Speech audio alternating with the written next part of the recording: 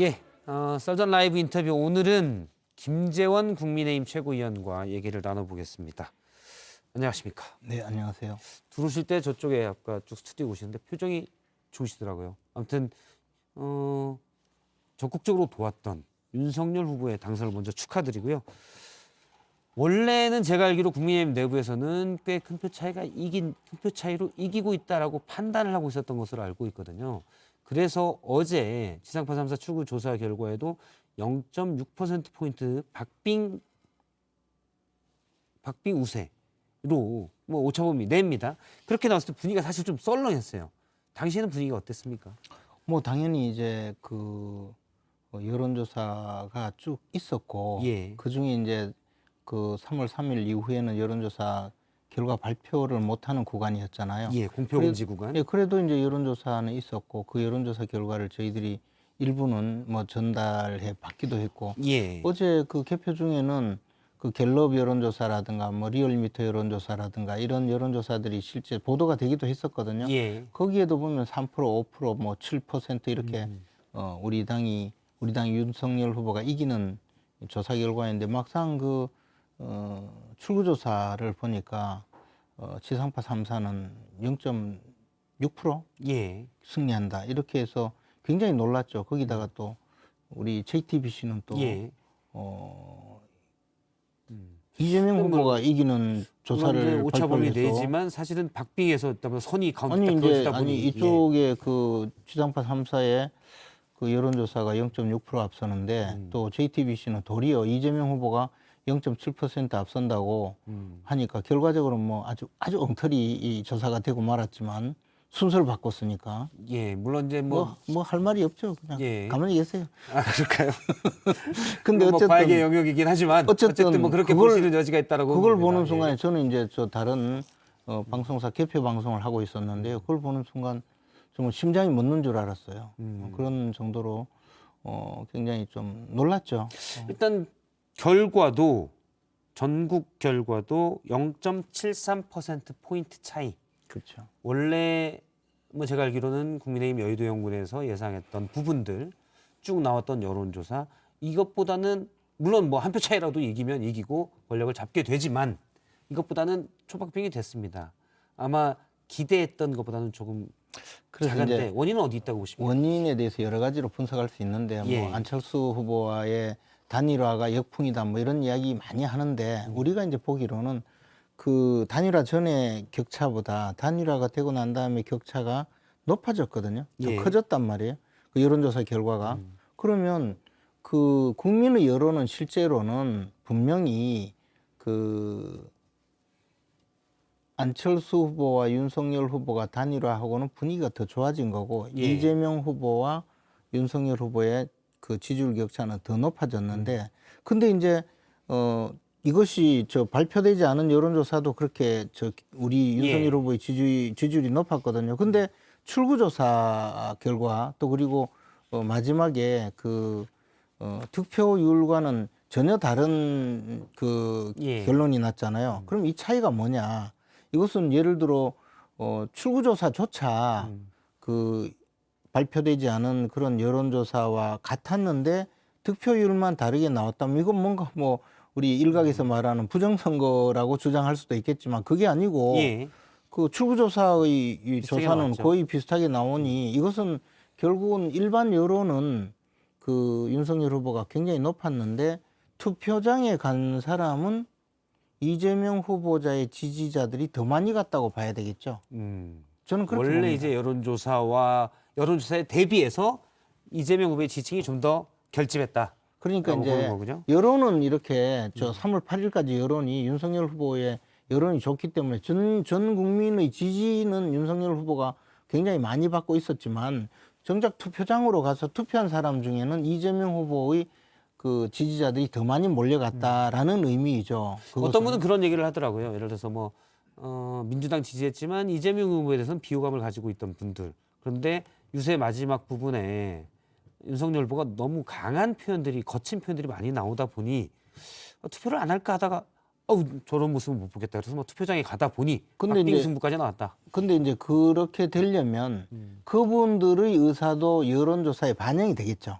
반환 투표로 간다 해서. 예. 그러니까 제 이야기는 여론조사가 맞다고 보고 또 다 트렌드가 여론조사가 그랬거든요. 예, 통계적으로 맞다고 가정해. 맞다고 가정하면 결국은 실질적으로 전 국민 중에서 이재명 지지자들이 윤석열 지지자보다 더 많이 간 것뿐이죠. 숫자적으로. 숫자적으로. 그리고 그것은 뭐냐면 우리가 이제 지금 지방 정부의 기초자치단체라든가 기초의원, 광역의원 이런 지방 조직의 실태를 보면 지금 민주당이 우리 국민의힘에 비해서 압도적으로 유리한 구조를 갖고 있거든요. 그러니까 조직력의 싸움에서는 예. 그 이재명 후보 개인기보다도 민주당의 조직력 내지는 지방 세포 조직의 그 우위에 예. 의한 조직 싸움에서 우리가 좀 훨씬 뒤지지 않았는가. 그러다 지방 보니까 권력이 민주당에 많기 때문에 조직의 활동 이런 부분에서 그게 한 좀 3, 4% 작용을 했을 내지 것이다라고 보시는군요. 예, 한 5% 정도 더 갖고 간 것으로 보이고 그것을 우리가 이야기할 때 여당 프리미엄, 집권자들의 뭐 프리미엄이라고 표현을 하죠. 예. 근데 그런 영향이라고 봐요. 그러니까 다른 요인이 아니고. 이제 안철수 당시 후보, 안철수 국민의당 대표의 단일화 역풍이 있었다는 분석이 많이 있었는데 일단 김지현 최고위는 그것과 별개다라고 얘기를 하셨고요. 뭐 그것이 요걸 전혀 좀 없다, 얘기를 있다 해보겠습니다. 이걸 논하기 전에. 예, 예. 그 조직력은 분명히 고려를 해야 될 문제죠. 당시 이제 단일화에 어떤 이태규 국민의당 총괄선대본부장은 이런 얘기를 했습니다. 나중에 윤석열 후보가 만약 이기면 어떤 자리에 가느냐는 것은 안철수 대표의 선택이다. 이런 얘기인데 지금 당 분위기는 어떻습니까? 실제 인수위원장 안철수 대표가 할 수 있습니까? 그 부분은 안철수 후보의 의사 그리고 임명권자인 윤석열 당선인의 의사가 같이 협의가 되어야 되겠죠. 맞아 떨어져야 됩니까? 아니면 안철수 대표의 의사가 먼저입니까? 임명권자의 의사가 먼저겠죠. 당연히. 그리고 이제 그 부분에 대해서 우리가 유추할 수 있는 것은 처음에 후보 단일화 선언을 할 때 예. 인수위부터 함께 운영하겠다고 이미 발표를 했거든요.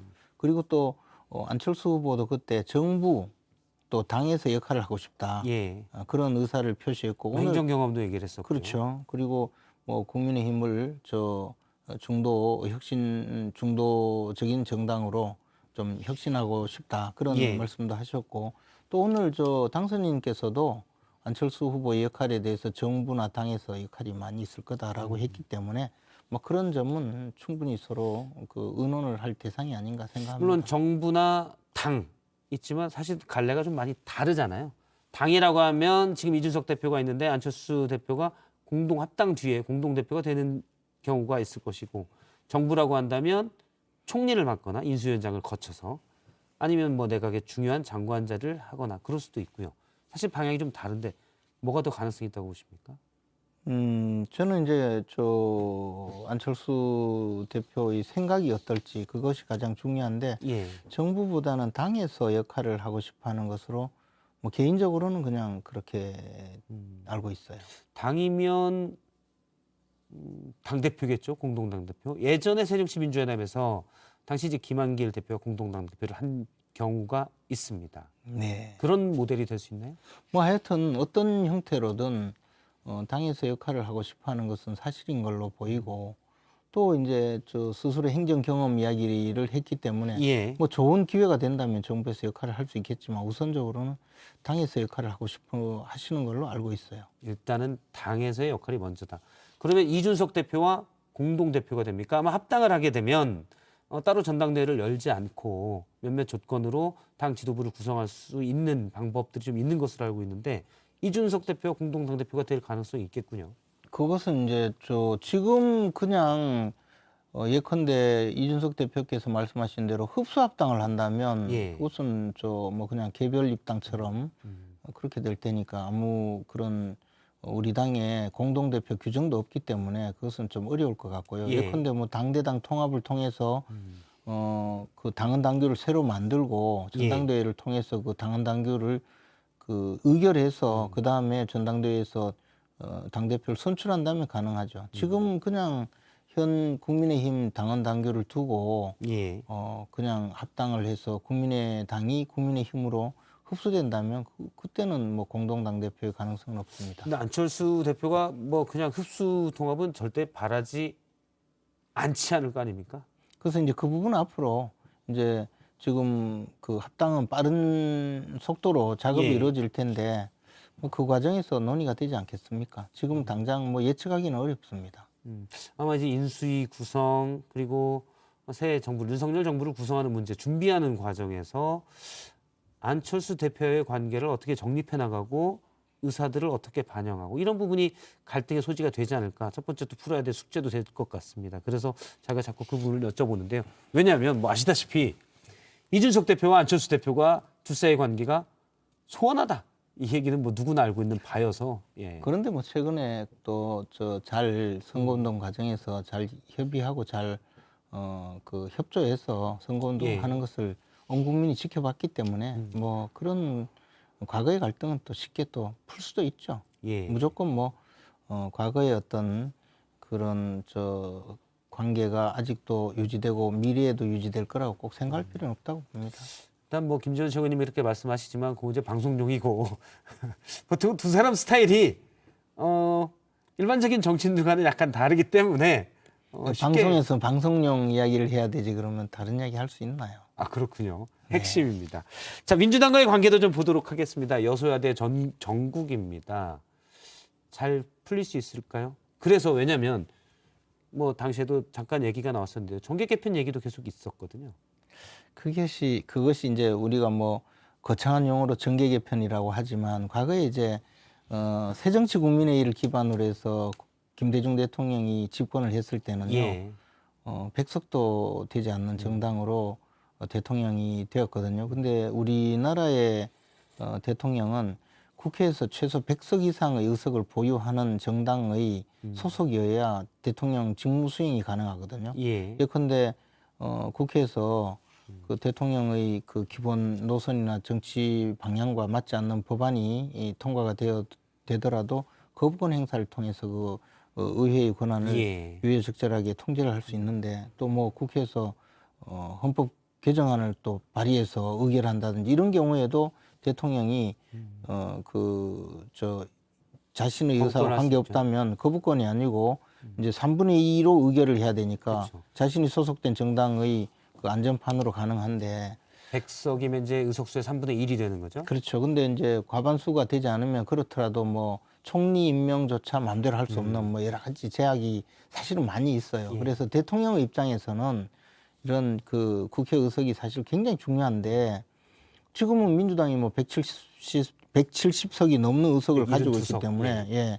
이것은 사실 민주당이 뭐 흔들기 시작하면 대책이 없는 그런 상황이 될 수가 있거든요. 그래서 제가 보기에는 뭐 싫든 좋든 민주당과는 잘 협의를 해서 예. 국정을 운영할 수밖에 없다고 봐요. 근데 이제 민주당이 예컨대 이재명 그 대선 후보의 후속 조치로 예.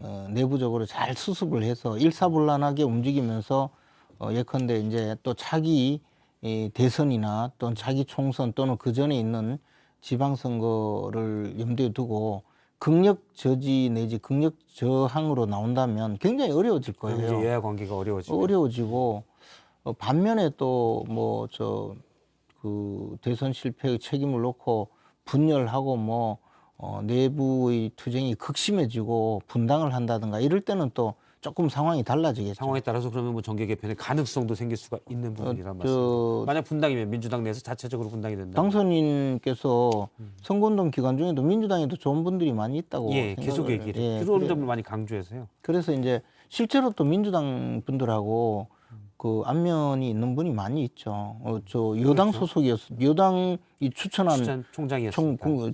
검찰총장이었으니까요. 그래서 그런 면으로 접근할 일이지 이것을 뭐 정계 개편을 하겠다고 당을 흔들 수도 있는 것도 아니고 예. 과거 김대중 대통령은 사법적인 수사를 가지고 막 이 활용을 하기도 했거든요. 알겠습니다. 그렇게 해서는 안 인위적인 된다고 정계 봅니다. 개편이라는 것들은 뭐 생각하기 어렵다라는 말로. 그거는 네, 요즘은 이해를 좀 하도록 불가능하다고 봅니다. 네, 오늘 국민의힘 김재원 최고위원과 얘기를 나눴습니다. 고맙습니다.